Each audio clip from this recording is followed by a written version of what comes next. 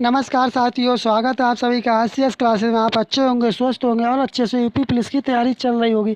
इस क्लास में practice set number 9 लेकर के आए हैं, जिसमें वेरी वेरी इंपॉर्टेंट प्रश्नों को लिया गया है। इसलिए क्लास को पूरा देखें, कहीं से भी स्किप ना करें, क्योंकि ये क्लास आपको एग्ज़ाम में काफ़ी लाभदायक होगी। इसलिए पूरा देखें, कहीं से भी स्किप ना करें। और इससे पहले के जो साइट आपने ना देखे हो तो प्ले लिस्ट विजिट करके आप देख सकते हैं। बढ़ते हैं अपने प्रश्नों की श्रृंखला की तरफ। जो आपका लक्ष्य होना चाहिए, 240 प्लस का टारगेट बना करके चलें और अपनी एक सीट को पक्का कीजिए। बढ़ते हैं अपने प्रश्न की तरफ। पहला प्रश्न अपना है कि जो गवेषणा पत्रिका कहाँ से प्रकाशित होती है? कौन सी पत्रिका? गवेषणा पत्रिका कहाँ से प्रकाशित होती है?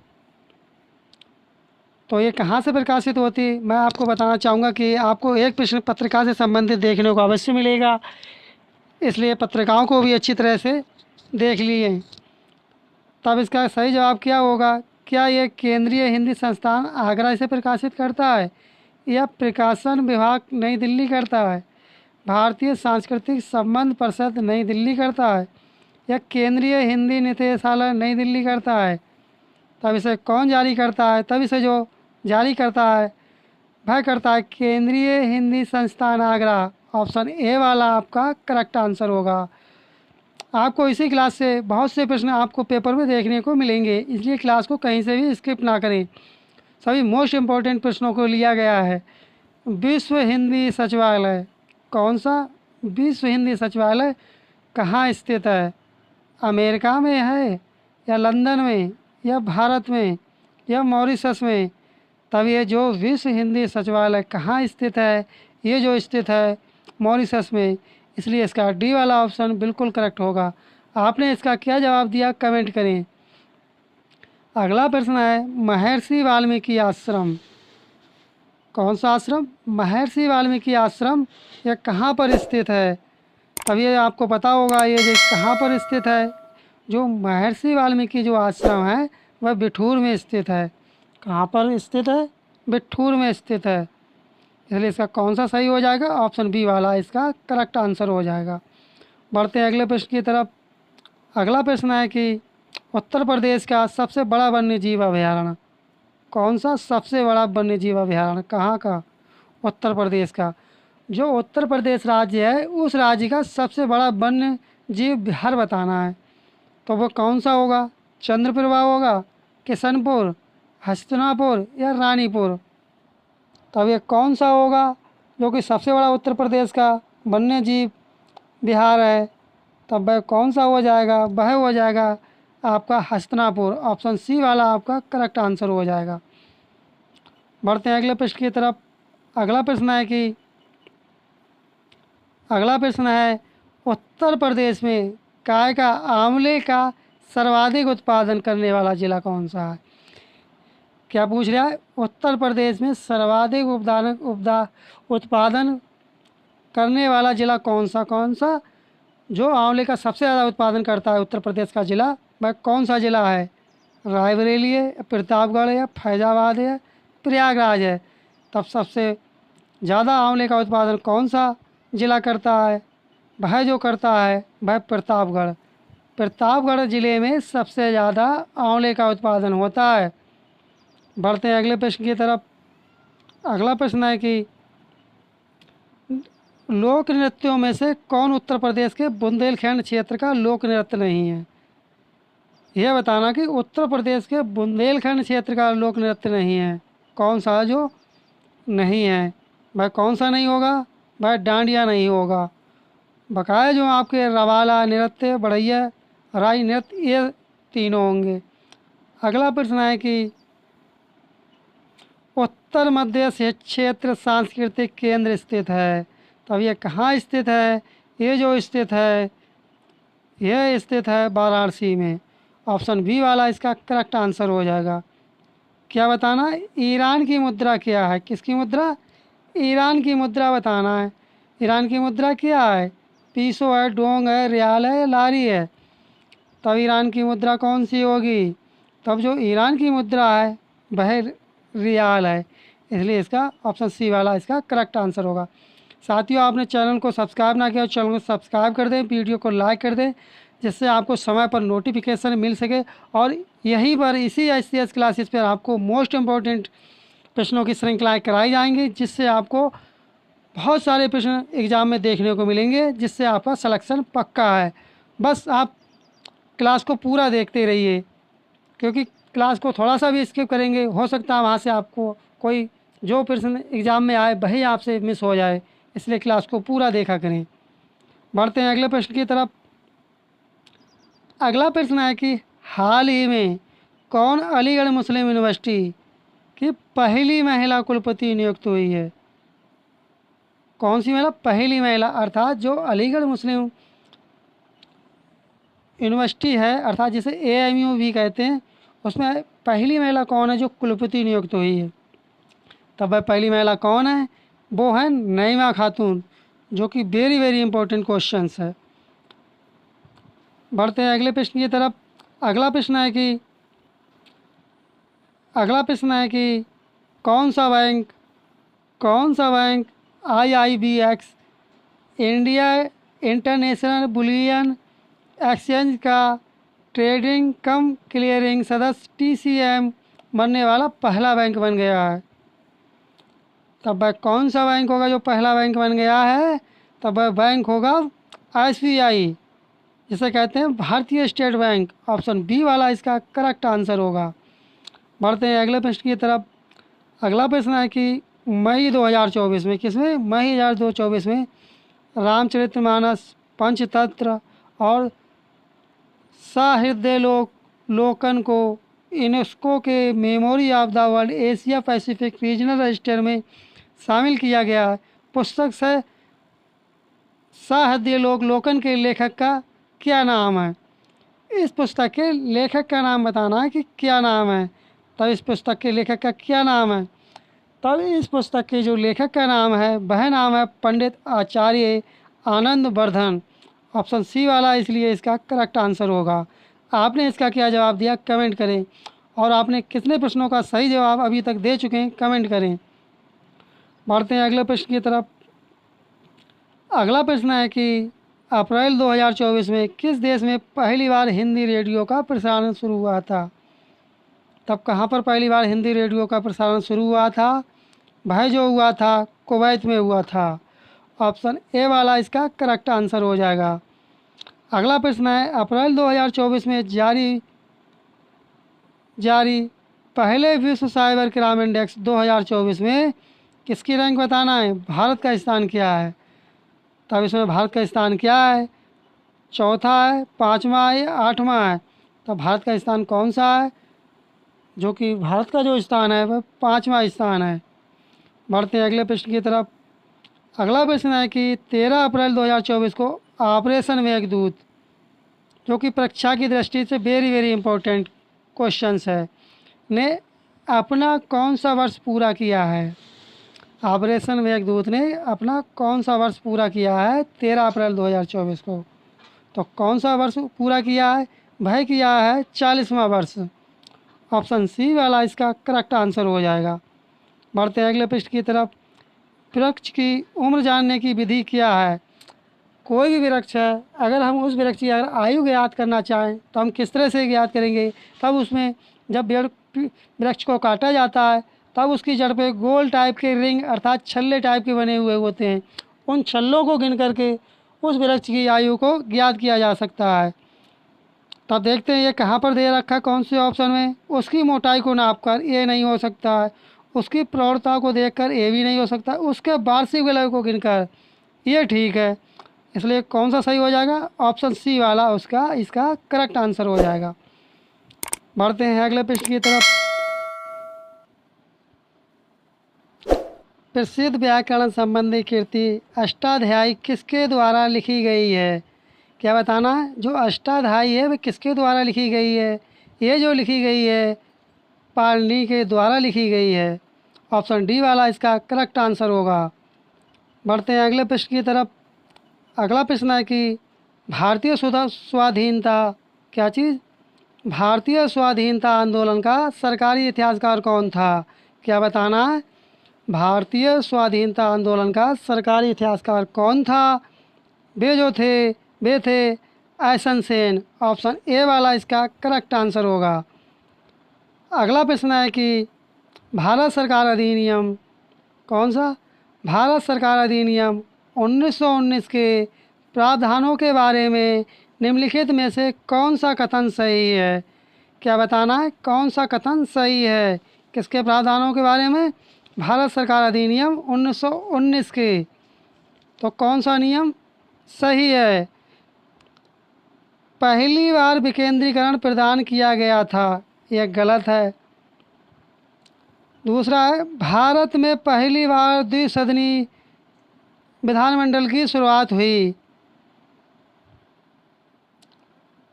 तब कौन सा हो जाएगा? भारत में पहली बार द्विसदनी विधानमंडल की शुरुआत हुई। ऑप्शन बी वाला इसका करेक्ट आंसर हो जाएगा और सी वाला भी गलत हो जाएगा और डी वाला भी गलत हो जाएगा। बढ़ते हैं अगले प्रश्न की तरफ। अगला प्रश्न है आयकर एक है। क्या चीज़ बताना कि आयकर क्या है? आयकर क्या है? एक वृत्ति है, प्रत्यक्ष कर है, सेवा कर है, अप्रत्यक्ष कर है। तब आयकर क्या है?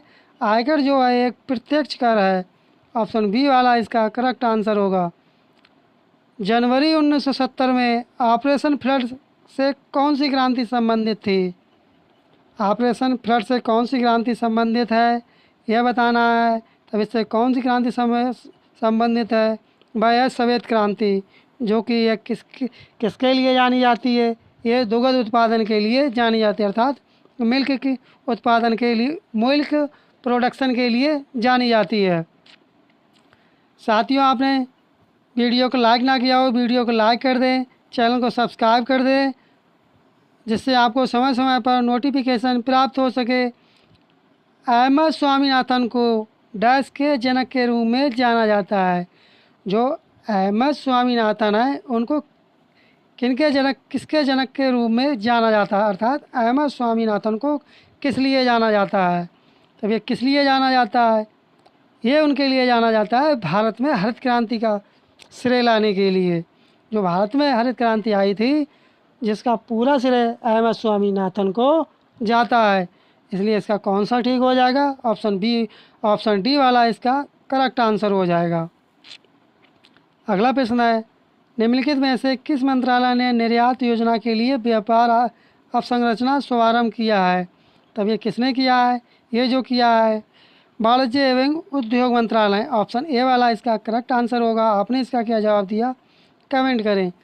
भारत में बाल लिंग अनुपात को डैश आयु वर्ग में प्रति 1000 पुरुषों पर महिलाओं की संख्या के रूप में परिभाषित किया गया है। तब किस एज तक के परिभाषित किया गया है? ये जो परिभाषित किया गया था 0 से 6 वर्ष तक की आयु तक के लिए। ऑप्शन डी वाला इसका करेक्ट आंसर होगा। किस रेखा से पता चलता है कि अक्साई चीन भारत का हिस्सा है? क्या चीज़? अक्साई चीन भारत का हिस्सा है। किससे पता चलता है? ये जो पता चलता है जॉनसन सीमा रेखा से। कौन सी सीमा रेखा? Johnson Seema Rekha. Option A वाला इसका करेक्ट आंसर होगा। बढ़ते हैं अगले प्रश्न की तरफ। अगला प्रश्न है कोरिंगा गरान वन कहाँ है? क्या चीज़? कोरिंगा गरान वन कहाँ है? आंध्र प्रदेश, कर्नाटक, उड़ीसा, पश्चिम बंगाल में। तब आपने इसका सही जवाब क्या दिया? तब आपने इसका सही जवाब दिया होगा आंध्र प्रदेश में स्थित है। अगला प्रश्न है ओजोन की सबसे अधिक मात्रा डैश में मौजूद होती है? ओजोन की सर्वाधिक मात्रा कहाँ पर सबसे अधिक होती है? समताप मंडल, जलमंडल, क्षोभमंडल, मध्यमंडल में। तब आपने इसका सही जवाब दिया होगा ओजोन की जो सर्वाधिक मात्रा पाई जाती है बस समताप मंडल में पाई जाती है। इसलिए कौन सा ठीक हो जाएगा? ऑप्शन ए वाला इसका करेक्ट आंसर हो जाएगा। बढ़ते हैं अगले प्रश्न की तरफ। अगला प्रश्न है कि कौन सा संगठन राष्ट्रीय स्वास्थ्य प्रोफाइल रिपोर्ट तैयार करता है? तब कौन सा संगठन है जो कि ये वाली रिपोर्ट तैयार करता है? भारतीय चिकित्सा और अनुसंधान परिषद? नहीं, ये नहीं करता है। केंद्रीय स्वास्थ्य सूचना ब्यूरो। ऑप्शन बी वाला करेक्ट आंसर होगा। जो कि इसकी प्रोफाइल रिपोर्ट तैयार करता है वह जो करता है केंद्रीय स्वास्थ्य सूचना ब्यूरो। बढ़ते हैं अगले प्रश्न की तरफ। अगला प्रश्न है कि संयुक्त प्रांत का नाम उत्तर प्रदेश में बदलने के बाद इसके प्रथम राज्यपाल कौन थे? क्या बताना है? पहले इसका नाम संयुक्त प्रांत था, उसके बाद में इसका नाम बदल करके उत्तर प्रदेश कर दिया। तब उस समय इसके पहले जो राज्यपाल थे उनका क्या नाम था? क्या बताना, उनका नाम बताना। सर हारमस हारमस जी फिरोज शाह मोदी, श्री कन्हैयालाल मणिकलाल मुंशी, या फिर श्री बराहगिरी वेंकटगिरी, डॉक्टर बी रामकृष्ण राव। तब इसके कौन थे पहले राज्यपाल? वो थे sir Hormas Hormas ji Firoz Shah Modi. Option A वाला इसका करेक्ट आंसर होगा। बढ़ते हैं अगले प्रश्न की तरफ। अगला प्रश्न है कि किसका उपयोग दूसरी पीढ़ी जनरेशन के कंप्यूटर में मुख्य इलेक्ट्रॉनिक घटक के रूप में किया गया था? तो वह कौन सा था जिसका प्रयोग किया गया था? वह था ट्रांजिस्टर। ऑप्शन ए वाला इसका करेक्ट आंसर हो जाएगा। अगला प्रश्न है कि बीवीएम प्लेटफार्म का सही विस्तार क्या है? क्या चीज़? बीवीएम प्लेटफार्म का सही विस्तार क्या है यह बताना है। तब आपने इसका क्या आंसर दिया होगा? तब आपने आंसर दिया होगा ब्लैकबेरी मैसेंजर। क्या चीज़? बीवीएम की फुल फॉर्म क्या दी होगी आपने? इसका option blackberry messenger. Option D वाला इसका करेक्ट आंसर हो जाएगा। अगला प्रश्न है कि एकजुटता और स्थिरता समझौते पर निम्नलिखित में से किस संगठन द्वारा हस्ताक्षर किए गए थे? वह कौन सा संगठन था जिसने हस्ताक्षर किए थे? वह संगठन था खाड़ी सहयोग परिषद। कौन सा संगठन? खाड़ी परिषद सहयोग परिषद। बढ़ते हैं अगले प्रश्न की तरफ। अगला प्रश्न है साथियों कि हिंदी दिवस इस दिन मनाया जाता है। क्या है प्रश्न की डिमांड कि हिंदी दिवस जो है किस तारीख को मनाया जाता है और किस महीने में मनाया जाता है? कमेंट करें यह हिंदी दिवस कब मनाया जाता है आप लोग। तब जो हिंदी दिवस है वह जो मनाया जाता है 14 सितंबर को मनाया जाता है। ऑप्शन सी वाला करेक्ट आंसर होगा, जो कि ये वेरी वेरी इंपॉर्टेंट क्वेश्चन इससे पहले भी बता चुके हैं इस क्लास में। वेरी वेरी इंपॉर्टेंट प्रश्नों को लिया गया है, इसलिए क्लास को पूरा देखें, कहीं से भी स्किप ना करें। अगला प्रश्न है जिला स्तर पर पदेन जिला पंजीयक होता है। तब जिला स्तर पर कौन होता है? तो जिला स्तर पर जो होता है वह होता है जिला कलेक्टर। ऑप्शन बी वाला इसका करेक्ट आंसर होगा। बढ़ते हैं अगले प्रश्न की तरफ।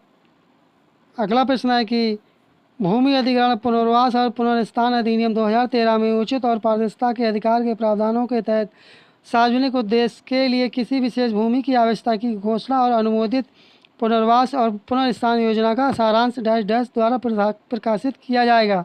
तब ये किसके द्वारा प्रकाशित किया जाएगा? तब ये जो प्रकाशित किया जाएगा किसके द्वारा? तहसीलदार द्वारा, पुनर्वास और पुनर्स्थान आयुक्त के द्वारा, राजस्व मंडल अधिकारी द्वारा। ये जो किया जाएगा प्रकाशित, ये जो किया जाएगा वह जिला कलेक्टर के द्वारा। ऑप्शन डी वाला इसका करेक्ट आंसर होगा। बढ़ते हैं अगले प्रश्न की तरफ। अगला प्रश्न है इनमें से कौन सा विकल्प सूचना प्रौद्योगिकी अधिनियम 2000 के तहत कंप्यूटर संसाधन की परिभाषा में प्रयुक्त शब्द नहीं है? Computer operator, data, computer network या कंप्यूटर। तो वह कौन सा शब्द होगा?